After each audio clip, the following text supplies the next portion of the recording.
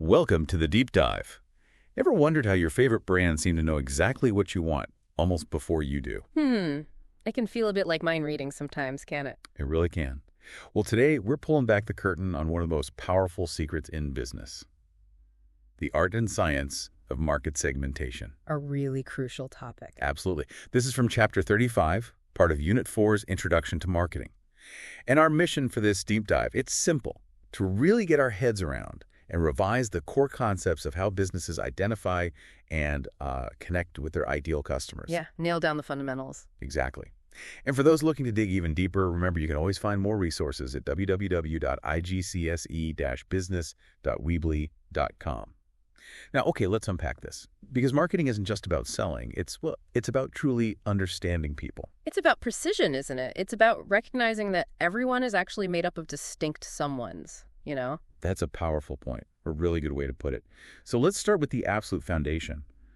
What exactly is market segmentation? What are we talking about when we say a business is, segmenting its market? Okay. So, at its heart, market segmentation is simply when a business divides a large, diverse market into smaller, more manageable sections, or market segments, as we call them. Right, segments. Yeah. And the business then recognizes these distinct parts and strategically targets its products or services to them. Okay, but why? Why go to that trouble? Well, the reason businesses do this is crucial. It allows them to aim their products at a very particular part of the market, and that in turn helps them better meet those specific customer needs. So it's more effective. Much more.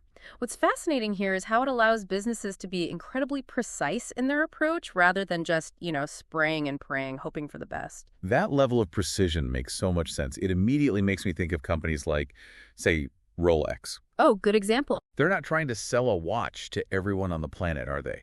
They very clearly aim their products at the prestige segment of the watch market. They're selling status as much as time. Exactly. And it's not just about one product for one segment either. No, right. Some businesses actually create several different products and then target each of those at different customer groups, but within the same overall market. Like hotels, maybe. Yeah, a brilliant example is the Accor hotel chain. They manage, I think it's a staggering 19 different hotel brands. Yeah. Like Ibis, Mercure, Pullman, Raffles. Wow, 19. Yeah, and each one is designed to appeal to a unique kind of traveler, from budget-conscious right up to ultra-luxury. That's a stark contrast, then, to a business like Heinz. Totally. Heinz aims its classic products like baked beans at nearly all consumers. I mean, who doesn't love a good can of beans? True. It's that very ability, though, to identify and cater to these distinct groups that underpins truly effective marketing. If a business doesn't do this well, They just get lost in the noise. pretty much, they risk being generic, failing to resonate with anyone specifically. That's a critical point. Yeah. So, okay, we know what it is, but the real magic is in how companies actually pull this off. Yeah. How do they do it? What are the practical ways they carve up these vast markets? What are the different methods they use? Right. Well, there are several primary methods of segmentation, and each one approaches consumer groups from a different angle. It allows for varying levels of specificity and, insight. It's really about choosing the right lens for your market. All right, let's dive into those lenses then. Where do we start? Okay, first up, we have location, or you might call it geographical segmentation. This method is based on the pretty straightforward understanding that different customer groups live in different places. Makes sense. And naturally, they have varying needs depending on their geographical location. It's about proximity and environment, really. Yeah, this one seems quite intuitive. Like, if you live in a hot climate, your clothing needs are going to be dramatically different from someone living in, say, Norway, right? Obviously, yeah. Or even within the same country. Someone living in a bustling city apartment, they'll have different needs than someone out in a rural area with a larger home. I'm thinking about things like compact furniture. Good point. Often marketed specifically to people in smaller city apartments. Yeah. Versus, larger, more expansive pieces targeted at those in the countryside. Exactly. The local climate, urban versus rural setting, even regional preferences all play a role. Simple but effective. Okay, so that's location. What's next? Next, we move into demographic segmentation. Now, this is about dividing markets according to the characteristics of the population itself. Things like age, gender, income, social class, ethnic origin, or even religion. Okay, demographics. That sounds like getting more personal. It is, and it raises an important question. Why do these personal characteristics matter so much for marketing? Well, because they so directly influence what people need, right? Yeah. And what they want and how they interact with the world. Precisely. Take age for a moment. Infants, teenagers, young adults, people over 65. They're all going to have wildly different needs for everything. Clothes, product types, how they consume media. Completely different worlds sometimes. Yeah.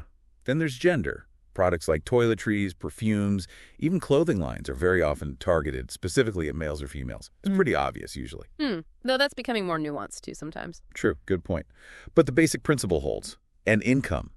That's a massive factor. Huge. Luxury brands like Chanel or expensive car manufacturers clearly target high-income groups, while low-cost European supermarkets like Lidl aim squarely at lower-income groups. Different price points, different value perceptions. Exactly. And social class, often linked to occupation, is a fascinating one. In the UK, for instance, you have those social grades, A, B, C1, C2, D, E. Right, based on occupation largely. Yeah. Skilled manual workers, for example, typically belong to the C2 group, and that group makes up a significant percentage of the UK population. While these specific classifications vary by country, the core idea is that businesses analyze income, occupation, education. To understand these socioeconomic clusters. Yeah, and tailor their messaging, like maybe for leather goods in Canada, targeting a certain class feel. We also see ethnic origin leading to different needs due to cultural variations. It is a big one there. Definitely.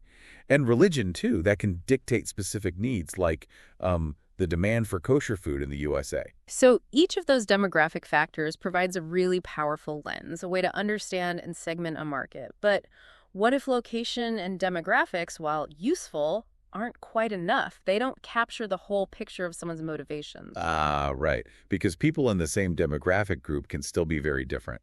So that's where lifestyle, or sometimes called psychographic segmentation, comes in. Exactly. How does this differ from the other two? They seem more about, like, hard facts. Well, this method truly goes beyond those basic demographics. It delves into people's spending patterns, their interests, opinions, values, activities. It's about understanding who they are on a deeper level. So their personality, aspirations, lifestyle choices. Yes, precisely. Not just where they are or what their basic stats are. Okay, so give me some examples, like television broadcasters targeting sports channels, specifically at sports lovers, not just people who watch TV. Perfect example. Or fine dining restaurants looking for passionate culinary enthusiasts. Right. Adventure holidays designed for outdoor types. And organic foods. Clearly marketed to people who really care about the environment and sustainability. It's about those deeper motivations, isn't it? The values. It really is. If we connect this to the bigger picture, psychographics help tailor the message and the experience. Not just the product itself. It's about creating a connection that resonates. Okay, this all sounds like, well, like a lot of effort for businesses, figuring all this out. So let's talk about the payoff.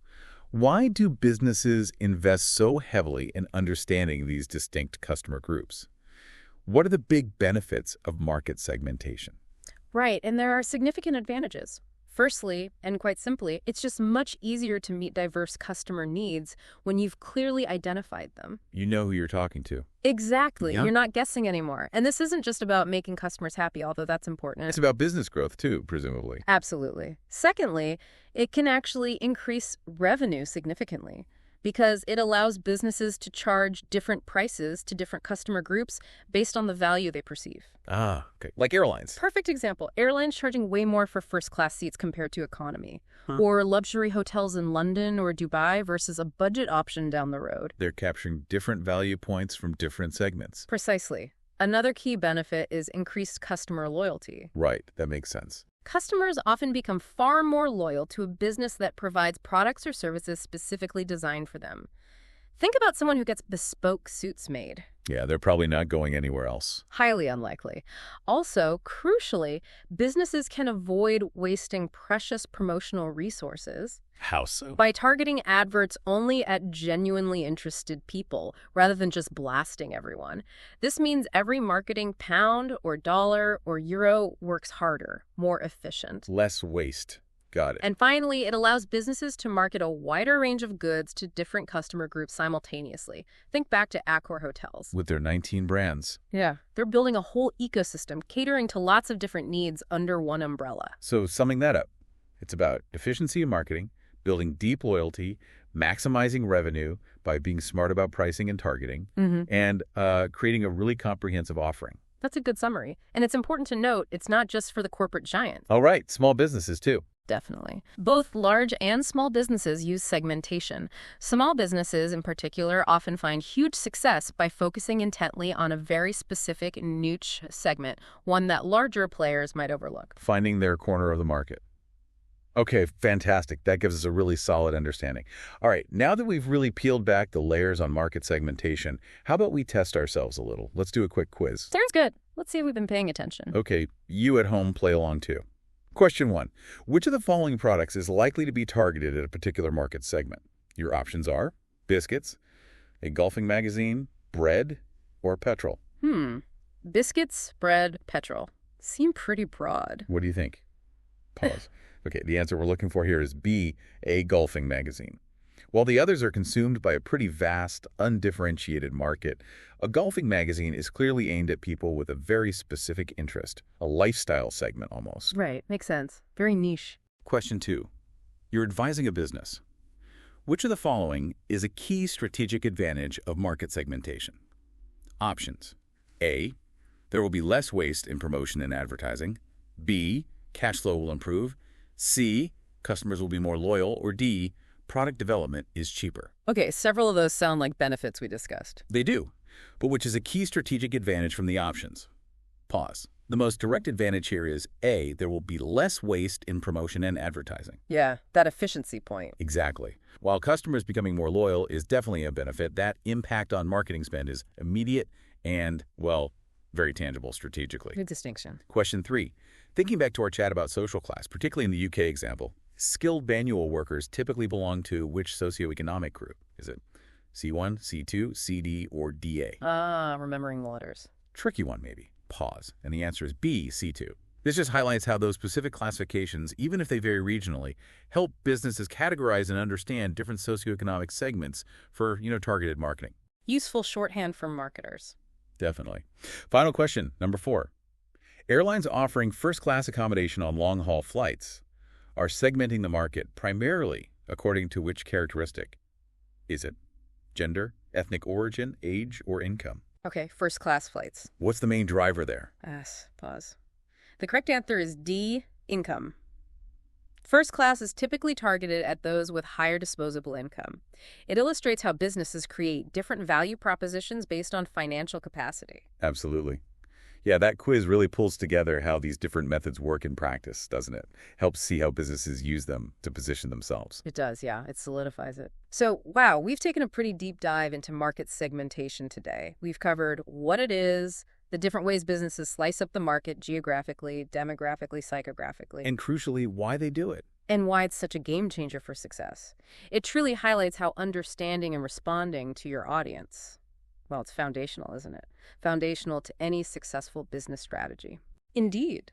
It's the difference between just shouting into a crowd and actually having a meaningful conversation with the right person at the right time. Well said. And maybe a final thought for you, our listeners, to ponder. As you go about your day, start noticing this stuff.